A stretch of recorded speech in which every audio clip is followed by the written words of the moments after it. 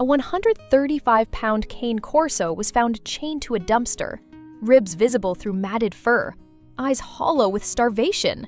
What happened when one family refused to walk past him will restore your faith in second chances and prove that the most broken souls often become the strongest protectors. This is Titan, and this is the Reynolds family, who saw something in him that everyone else had given up on. It was a freezing February morning in Detroit when Sarah Reynolds took a wrong turn on her way to work. That wrong turn led her down an industrial alley she'd never noticed before. And there, chained to a rusted dumpster with barely 3 feet of movement, was a massive black cane Corso that looked more like a skeleton wrapped in fur than a dog.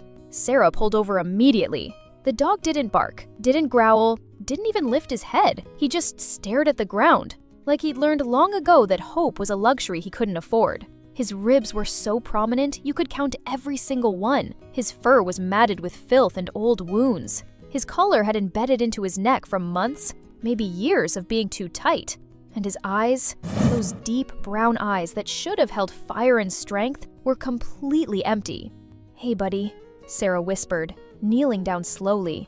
"Who did this to you?" The dog's ear twitched. Just barely, but it was something.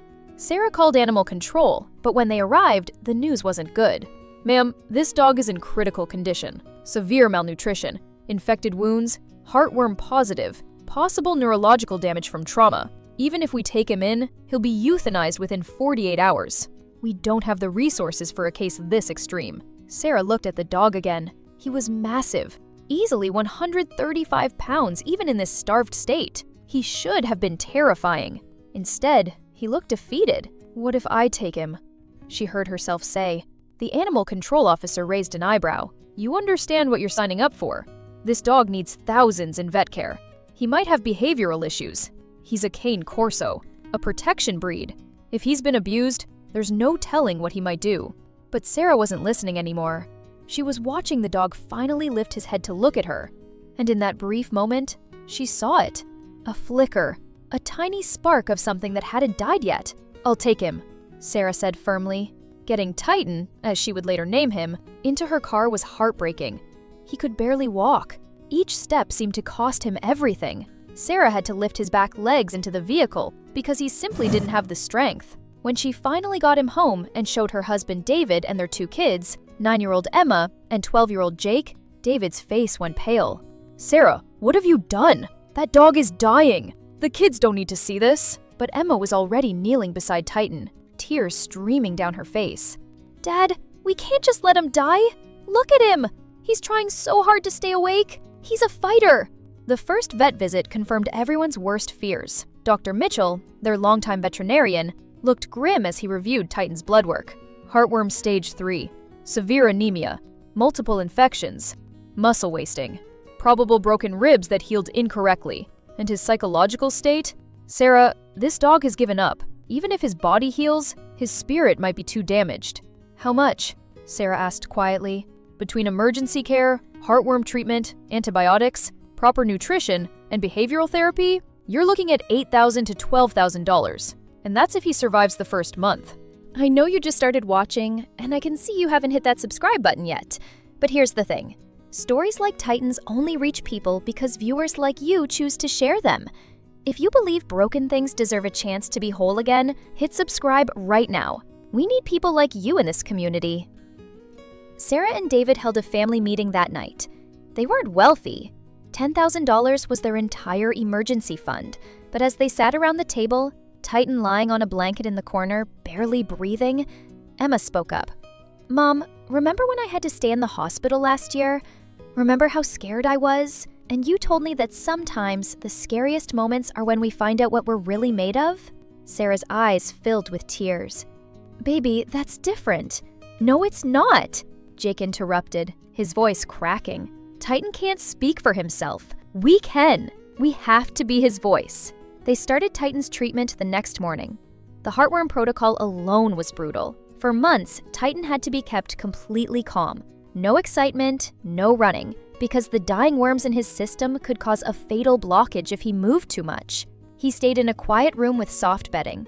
Sarah took a leave from work to monitor him 24/7. The first 2 weeks were touch and go. Titan ran a fever.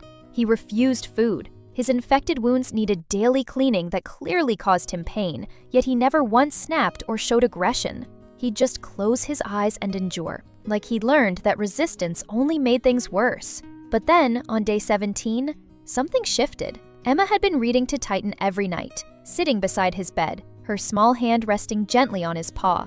That night, as she read from her favorite book, Titan did something he hadn't done since they brought him home. He lifted his head and rested it on her lap.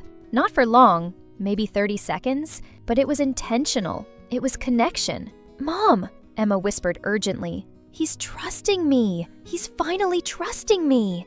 Over the next 3 months, Titan's transformation was nothing short of miraculous. The heartworm treatment worked. The infections cleared. His ribs slowly disappeared under healthy muscle. His coat, once dull and patchy, grew back thick and shining like black silk. But the most remarkable change wasn't physical. Titan started following Emma everywhere. When she did homework, he laid beside her desk. When she ate breakfast, he sat patiently at her feet. When she had nightmares, he would somehow know and push open her door, positioning himself beside her bed until she fell back asleep. "It's like he appointed himself as her guardian," David said one evening, watching Titan walk Emma to the bus stop. He knows she saved him. 6 months after his rescue, Titan weighed a healthy 140 pounds of pure muscle. Dr. Mitchell called it the most remarkable recovery he'd seen in 30 years of practice. But the real test came on a rainy October evening that no one saw coming. Emma had been playing in the backyard when she slipped on wet leaves and fell hard, hitting her head on the concrete patio edge. She didn't scream.